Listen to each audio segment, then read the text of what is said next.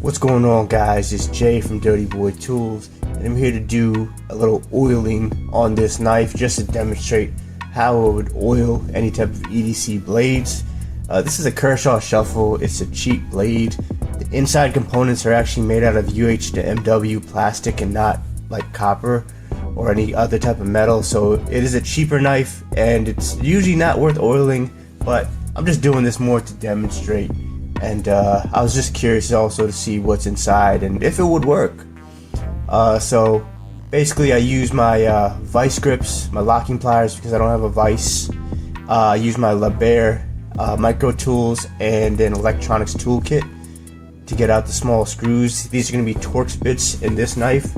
Most knives have Torx or hex bits from what I've seen. Nano oil, great for lubricating metal on metal, great for knives.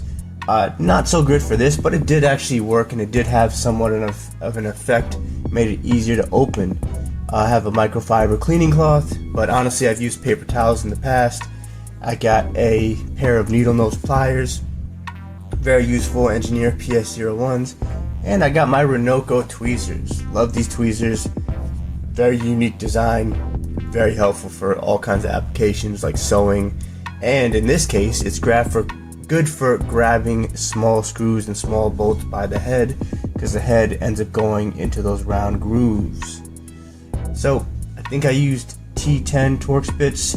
The first screw I'm gonna get out, it's a double-sided screw like with most knives, so I'm gonna put them into the locking pliers. I'm gonna do a little zoom in there, and then I'm gonna get the Torx key and the electronics toolkit tool.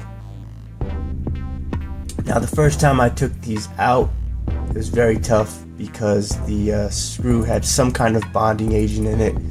I don't think it was Loctite, it was some kind of white substance, which I'll probably show you after I get these off.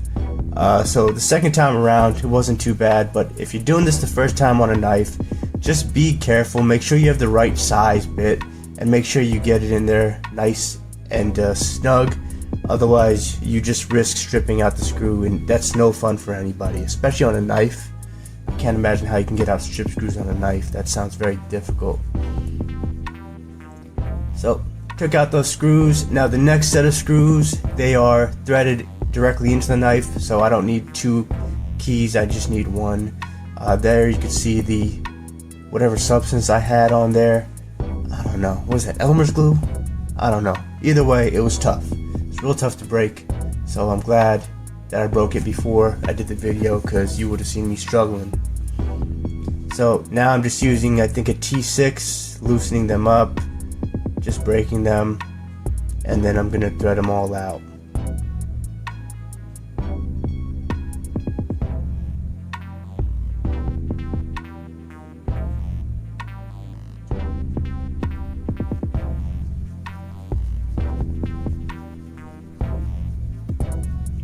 This is where the Renocos come in handy.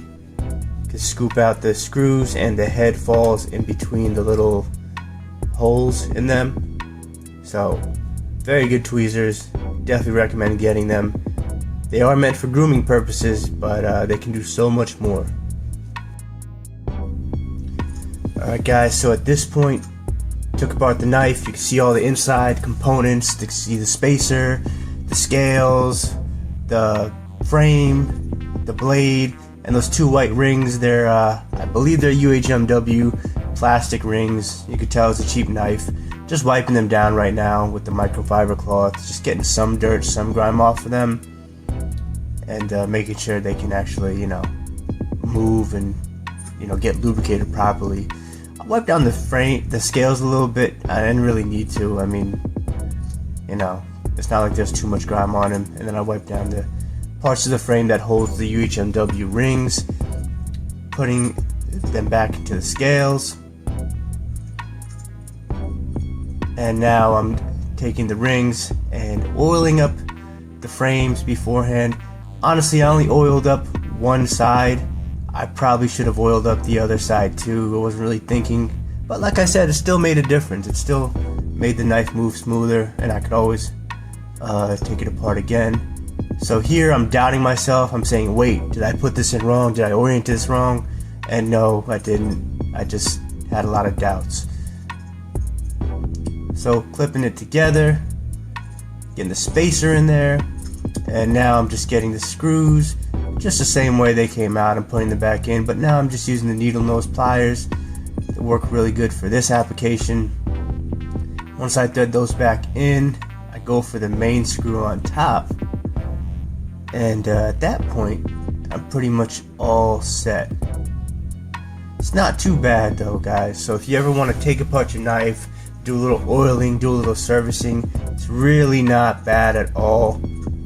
It does take a little bit of time and some good tools, but hey, it's worth doing, and you do feel a difference when you open your knife up.